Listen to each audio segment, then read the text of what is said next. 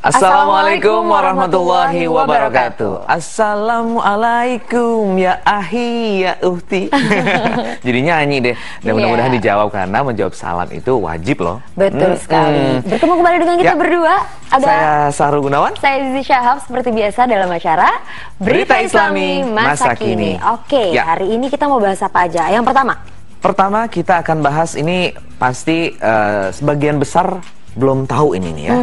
Benarkah Borobudur itu, Candi Borobudur itu peninggalan Nabi Sulaiman? Oh ya? Aku juga pengen tahu loh, karena aku juga baru dengar di berita ini. Langsung kita lihat aja penjelasannya. Oke, langsung aja deh ya. Ini dia. Ya.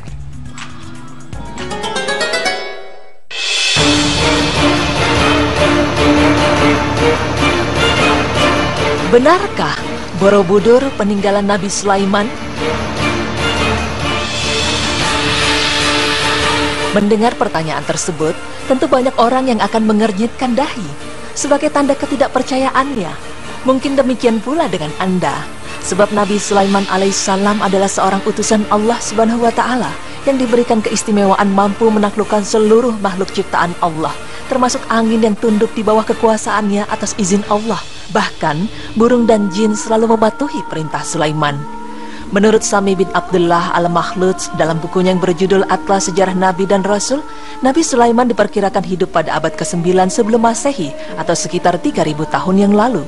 Sementara itu Candi Borobudur sebagaimana tertulis dalam berbagai buku sejarah nasional didirikan oleh dinasti Sailendra pada akhir abad ke-8 Masehi atau sekitar 1200 tahun yang lalu. Karena itu, wajarlah bila banyak orang yang mungkin tertawa kecut, bahkan geleng-geleng kepala bila disebutkan bahwa Candi Borobudur didirikan oleh Nabi Sulaiman alaihissalam.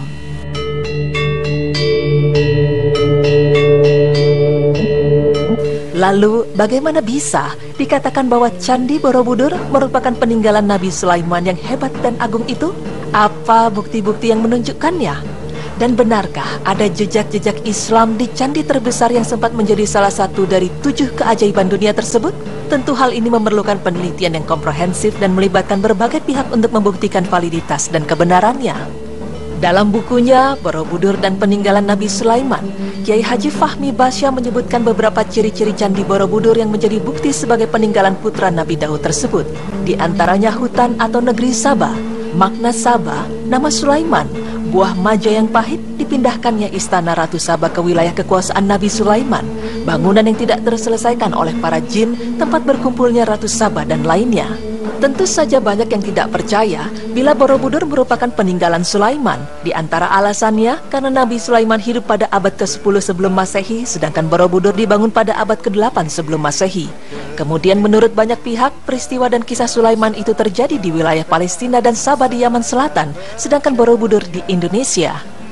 Tentu saja hal ini menimbulkan penasaran, apalagi Kiai Haji Fahmi Basya menunjukkan bukti-buktinya berdasarkan keterangan Al-Quran. Dalam bukunya tersebut, Kiai Haji Fahmi Basya mengungkapkan dengan bukti-bukti ilmiah bahwa Candi Borobudur dibangun oleh Nabi Sulaiman dengan bantuan para jin pada zaman ketika Nusantara belum berbentuk seperti sekarang, yaitu masih berupa daratan yang luas.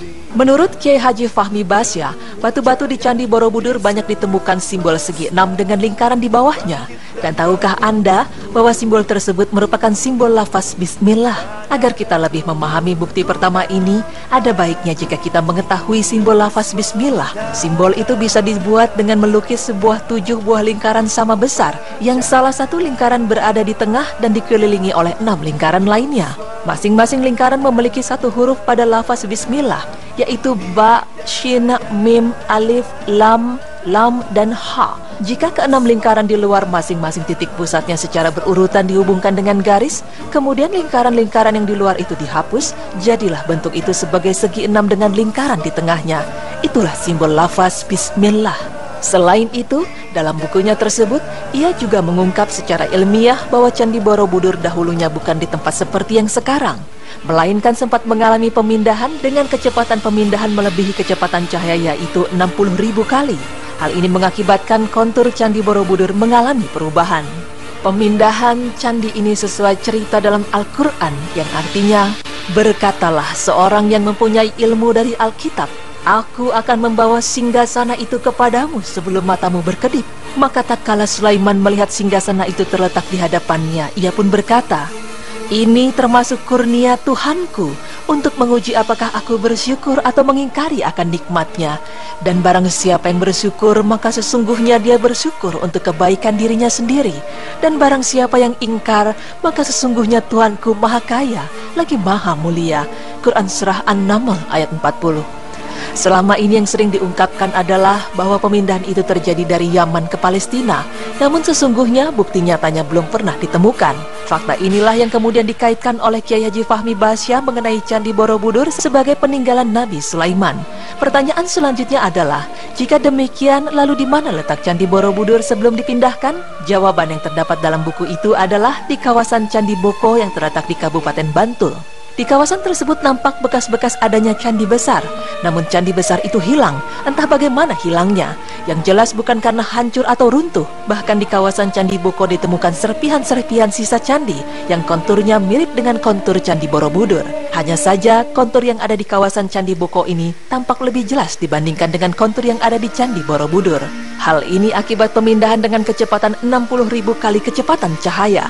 Lebih jauh lagi, Kiai Haji Fahmi Bahsyah membahas sisi lain dari Candi Borobudur, yaitu bahwa desain Candi Borobudur sangat kompleks dan memiliki makna yang dalam.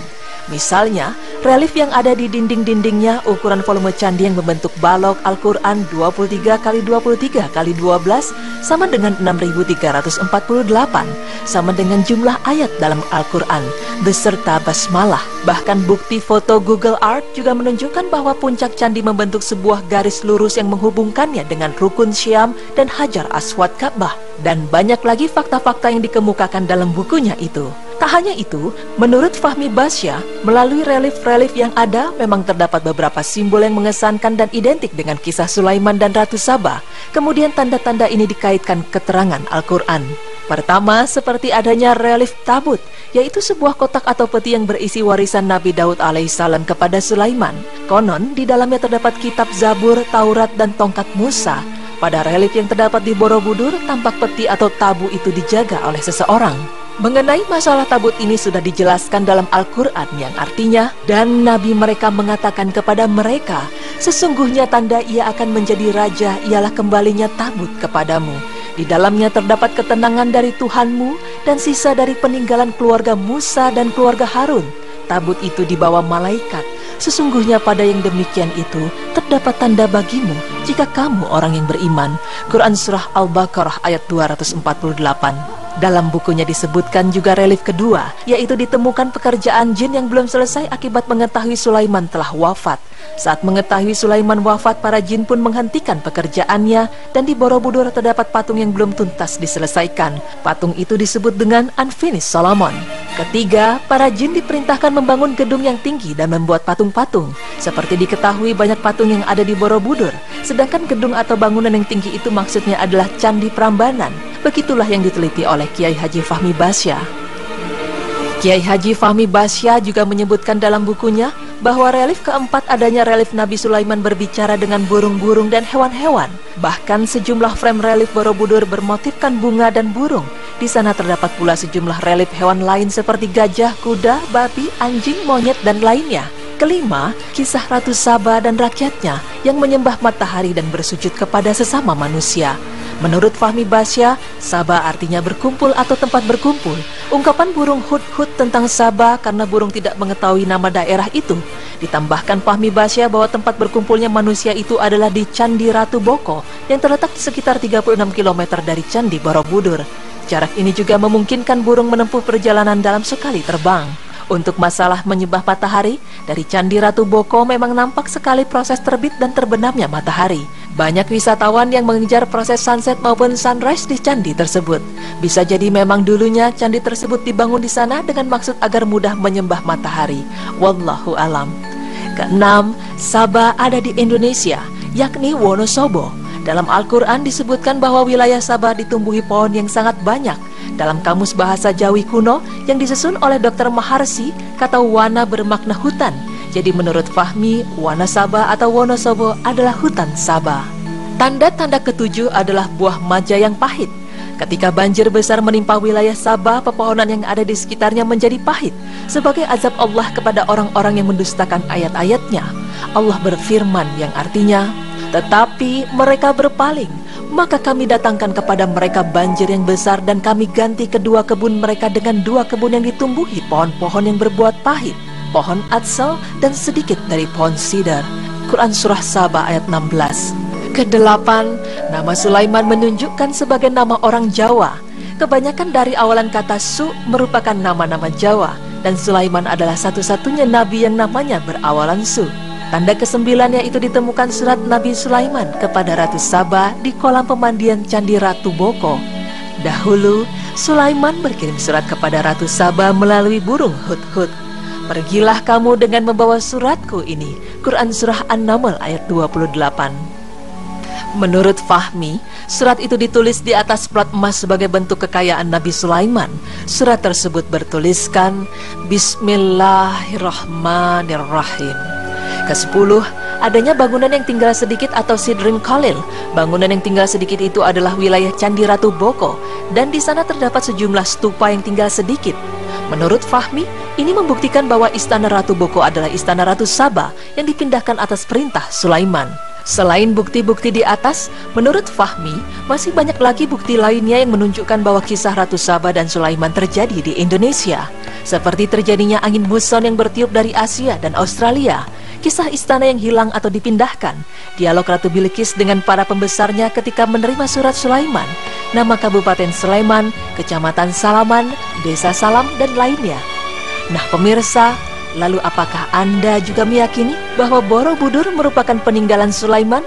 Namun apapun itu, hanya Allah yang mengetahuinya dengan pasti, karena semua itu masih bersifat dugaan semata, sedangkan dugaan tidak berfaedah untuk menegakkan kebenaran sedikitpun, sebagaimana firman Allah yang artinya, dan sesungguhnya dugaan atau zon itu tidak bermanfaat untuk menetapkan kebenaran sedikitpun.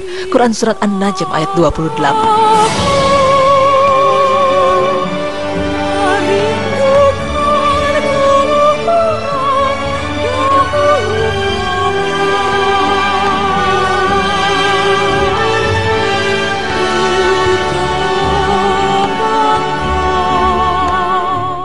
Wallahu a'lam bishawab. Aku sempat speechless barusan, tapi di sini kan disebutkan kalau ini masih praduga.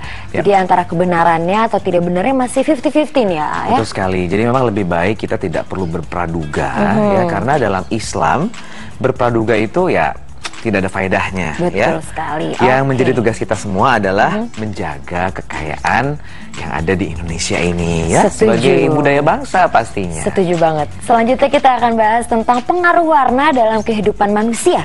Ya, itu dia. Seperti apa sih sebetulnya? Jangan kemana-mana, tetap di Berita Islami Masa Kini.